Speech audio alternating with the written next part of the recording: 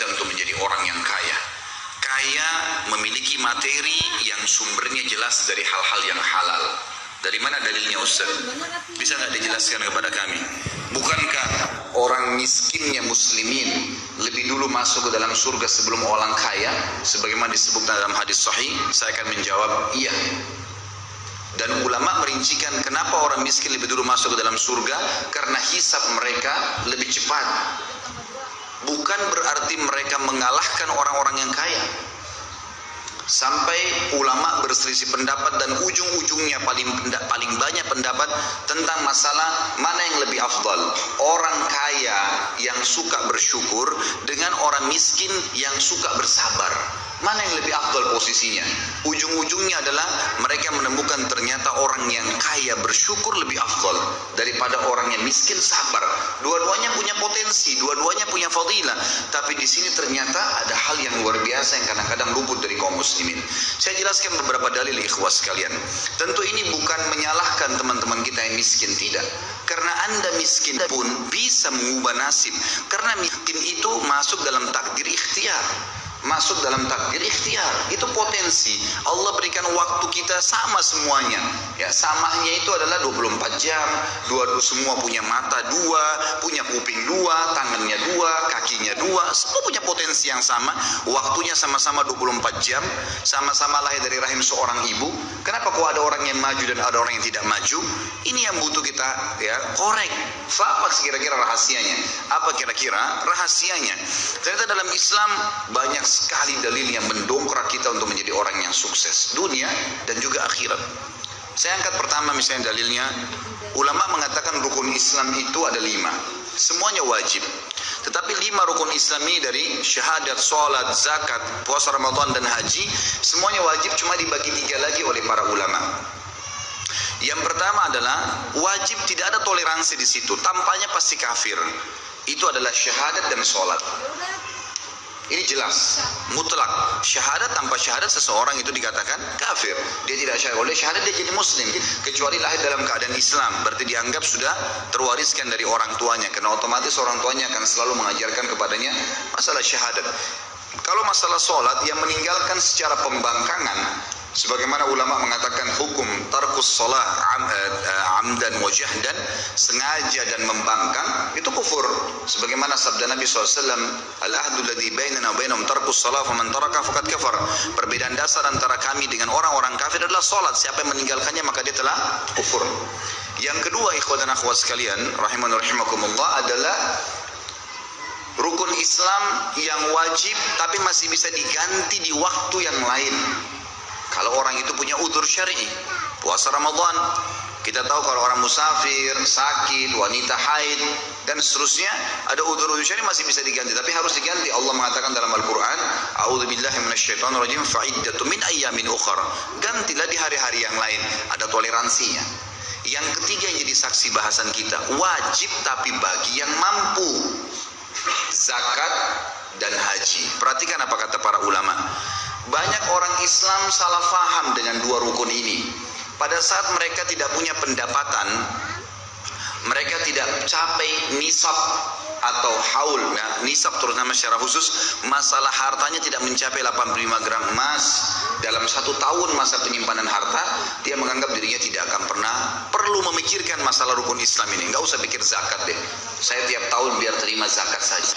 Ini pemahaman yang salah. Oh, kalau pergi haji biayanya mahal. Ya udah, saya kayaknya udah pendapatan, gaji saya cuma 1 juta sebulan, 2 juta sebulan, kayaknya saya nggak mungkin pergi haji deh. Biayanya sampai 70-80 juta kalau NH plus. Maka mungkin saya tidak akan pernah haji. Ini pemahaman yang keliru sekali. Karena dia akan memvakumkan dirinya dan tidak mau mencapai target itu. Padahal sebenarnya seorang muslim, kata ulama, wajib baginya minimal niat, mengatakan, ya Allah, mudah-mudahan satu waktu berdoa kepada Allah, saya dari tadinya menerima zakat, memberikan zakat. Bukan mustahil Allah ganti keadaannya. Lalu dia ikhtiar memasang program, kalau tahun ini saya terima zakat, tahun depan saya ingin memberikan zakat. Dengan niat yang saleh, niat yang baik, maka akan Allah SWT mudahkan jalannya, dan dia juga akan menjadikan atau mengatur program-program agar bisa mengeluarkan zakat. Tahun depan belum bisa, tahun depannya lagi. Yang penting ya Allah, jangan buat saya meninggal kecuali saya sudah mengeluarkan zakat. Itu sebuah niat yang tulus. Begitu pula dengan haji. Ya Allah, sebelum saya meninggal, saya ingin melaksanakan haji tahun depan, 2 tahun lagi, 3 tahun lagi, mulai menabung. Allah SWT berkahi. Berapa banyak orang yang menabung, ikhwah-akhwat sekalian, subhanallah, dananya baru 10 juta, tapi karena ada temannya, ada kerabatnya yang tahu dia nabung untuk haji, lalu dilengkapkan pada tahun depannya. Sudah kamu pergi haji, saya biayain selebihnya. Itu banyak terjadi. Akhirnya kan terpenuhi rukun Islamnya dengan niat dan tekad yang baik. Ini penting sekali. Dan ini sekaligus mendobrak ya pemahaman umat Islam bahwasanya lebih baik ya dalam keadaan miskin dan susah daripada keadaan kaya. Ini pemahaman yang salah. Dan Anda semua mampu untuk keluar daripada belenggu itu sebenarnya. Kaum muslimin, nanti akan kita lihat bagaimana keadaan para sahabat yang luar biasa. Kehidupan mereka dipenuhi dengan ya kegemerlapan kekayaan dunia yang jelas sumber dari yang halal, dan juga bagaimana mereka melakukan atau mengeluarkan harta tersebut untuk ya agama ini dan untuk meraih surga dengan harta tadi. Dalil yang kedua, ikhwah-akhwat sekalian, tentang masalah pentingnya orang menjadi orang yang kaya. Sebenarnya punya pendapatan kaya ini relatif ya, bukan berarti orang sudah punya triliunan rupiah. Kaya itu ulama berikan definisi adalah orang yang sehat badannya, kemudian punya pendapatan yang mencukupi untuk kebutuhan dia, dan juga bisa mengeluarkan untuk sedekah. Itu sudah kaya namanya, karena dia sudah punya pendapatan untuk keluarkan, jadi dia sudah tidak butuh bantuan orang. Itu namanya kaya. Jadi ini relatif, jangan difahamin berarti Ustaz tuntun supaya kita jadi seorang miliarder, bukan itu maksudnya. Tapi Anda sudah punya pendapatan mencukupi hidup Anda dan bisa leluasa membantu orang lain walaupun sebatas kemampuan kita. Itu sudah kaya namanya. Sebuah hadis Bukhari bahwasanya telah datang sahabat-sahabat yang miskin kepada Nabi SAW. Sebagian mereka datang lalu berkata, ya Rasulullah, sahabat-sahabat kami yang kaya banyak sekali di Madinah ini, mereka mengalahkan kami dari sisi pahala. Kami sholat, mereka sholat. Kami puasa, mereka puasa. Kami mengerjakan apa saja ya kegiatan berjihad, mereka berjihad. Artinya mereka melakukan apa yang kami lakukan, semua dapat pahalanya sama. Tapi mereka mengungguli kami karena mereka bersedekah dengan harta mereka. Kami nggak punya itu ya Rasulullah. Ajarkan kepada kami perbuatan amal yang kalau kami kerjakan kami bisa menyaingi mereka dari pahala sedekah mereka itu. Kata Nabi SAW, bacalah Subhanallah 33, Alhamdulillah 33, Allah Akbar 33. Hadis ini kebetulan tidak dikaitkan dengan masalah sholat umumnya, gitu kan? Sebagaimana ada hadis yang serupa, pernah Fatimah meminta kepada Nabi SAW radhiyallahu anha untuk diberikan seorang pembantu untuk membantu beliau. Lalu kata Nabi SAW, wahai Fatimah, maukah saya ajarkan kepada kamu perbuatan yang mengalahkan pembantu itu? Mengalahkan, menghilangkan rasa capekmu. Bacalah Subhanallah 33, Alhamdulillah, Allah Akbar 33. Hadis yang serupa tadi terjadi pada awal saya bahaskan. Maka sahabat-sahabat miskin ini pulang lalu mengamalkan. Tidak lama kemudian dalam hadis Bukhari dikatakan mereka datang kembali lalu berkata, ya Rasulullah, sahabat-sahabat kami yang kaya mendengarkan sabda Anda dan mengamalkan juga. Artinya apa? Mereka ngalahin kali. Mereka mengalahkan lagi kami dari sisi pahala. Karena zikir itu pun diamalin sama mereka. Apa jawaban Nabi SAW? Diberikan kakiat yang lain, ya, diberikan ke jalan keluar yang lain seperti tadi diajarkan zikir itu. Jawaban Nabi SAW sederhana, memotivasi sahabat yang miskin, zalika fadlullahi yu'tihi man yasha. Itu karunia Allah yang Allah kasih kepada siapa yang dia mau. Maksudnya teman-teman sekalian, mintalah kalian kepada Allah agar bisa bersama-sama dengan orang-orang yang kaya itu. Coba cari karunia-Nya Allah Subhanahu wa taala. Jangan bergerak. Dalam pepatah bahasa Arab dikatakan fa inna harakat barakah, fa inna fi harakatin barakah. Setiap gerak upaya Allah akan nilai dan Allah akan berikan berkah. Yang salah kalau seorang muslim vakum, bahkan kadang-kadang subhanallah kerja di sebuah tempat yang haram, lalu mengatakan saya mau makan apa ya kalau saya keluar dari sini? Subhanal Khaliq. Lalu Anda waktu di rahim ibu Anda selama 9 bulan pernah berpikir nggak makan dari mana? Ibu kita setengah mati ngunyah makanan, lalu kita mengambil saripatinya. Dia setengah mati minum yang bergizi, ya, yang bernutrisi tinggi dan seterusnya, kita cuma ambil saripatinya. 9 bulan kita nggak pernah pikir makan dari mana. Waktu kita masa anak-anak, belasan tahun, bahkan mungkin Anda sampai SMP, SMA, itu Anda tidak pernah berpikir dari mana orang tua kita dapat uang. Kita cuma tahu butuh bayar ini, butuh beli ini, dan seterusnya. Cuma mengeluh saja dan dibelikan. Dari mana Anda pernah berpikir dari mana uangnya? Kita makan terus bertahun-tahun. Kenapa setelah 2 tahun, 3 tahun kerja di sebuah instansi yang haram secara agama, konsekuensi tanggung jawabnya besar hari kiamat, lalu Anda mengatakan kalau saya keluar saya mau kerja di mana? Subhanallah, dulu masih bayi, belum belum punya titel sarjana, tidak pernah takut. Sekarang sudah sarjana ketakutan. Mana iman dan amal soleh kita? Mana keyakinan kepada Allah Subhanahu wa taala?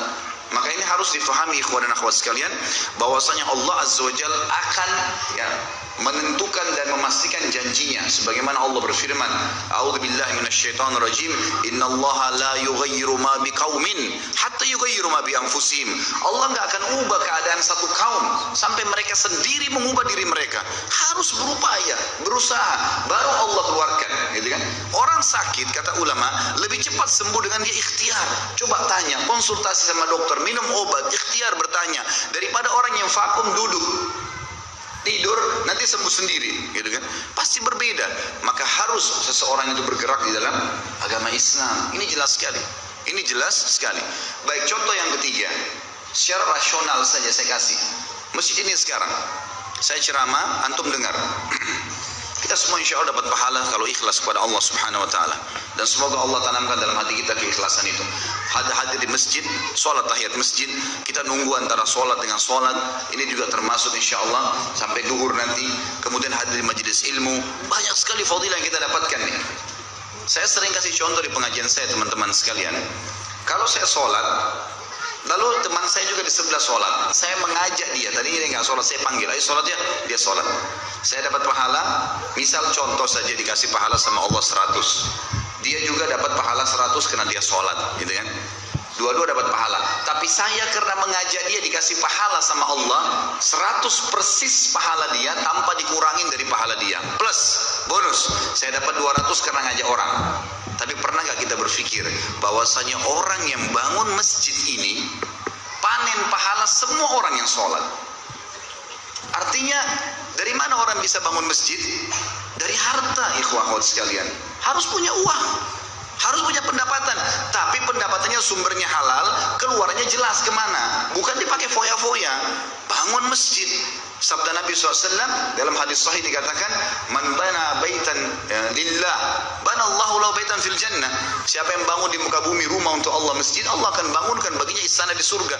Oh Ustaz, saya nggak mampu bangun satu masjid. Nggak masalah. Ada hadis lain yang mengatakan siapa yang membangun rumah Allah di muka bumi sebesar cakaran kaki burung di tanah, semampu kita cuma ikutkan 10.000 rupiah, 100.000 rupiah, digabung dengan pembelian semen dan batu bata dan seterusnya, maka Allah akan bangunkan baginya istana di surga. Jadi beda, orang yang menggunakan harta itu besar sekali. Besar sekali, gitu kan. Dia akan dapatkan pahala. Bayangkan kalau masjid ini menampung 1.000 orang misalnya, atau 2.000 orang. Setiap orang yang sholat, berapa banyak pahala yang didapatkan. Sementara tadi saya kalau ngajak teman saya 1 orang, saya sudah dapat pahala dia. Bagaimana dengan orang yang bangun masjid ini? Rumah anak yatim, perbaikan jalan, banyak sekali kegiatan-kegiatan sosial, mencetak Al-Quran, kan? Belum lagi kalau kita bicara jihad di jalan Allah Subhanahu wa taala. Dan ini peran yang paling besar dari Utsman bin Affan yang akhirnya membeli surga dengan hartanya. Karena beliau luar biasa dalam menginfakkan hartanya. Dan subhanallah, kata kuncinya di sini, Utsman bin Affan tidak punya ijazah dari Amerika ekonomi. Utsman bin Affan tidak paham komputer zaman dulu. Utsman bin Affan radhiyallahu anhu adalah seorang yang lahir dari Mekah, belum bisa membaca dan menulis. Karena masyarakat Mekah itu tidak bisa membaca dan menulis. Tapi kita lihat nanti bagaimana kekayaan yang Allah Azza wa Jalla bukakan karena satu kata kuncinya, sumbernya halal, kemudian rajin berinfak. Itu dibukain sama Allah Subhanahu wa taala. Berapa banyak orang yang punya ijazah S1, S2, S3, profesor, biasa saja keadaannya.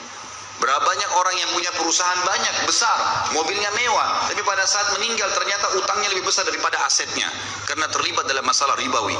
Apakah ini yang dianggap prestasi dunia, ikhwah dan akhwat sekalian?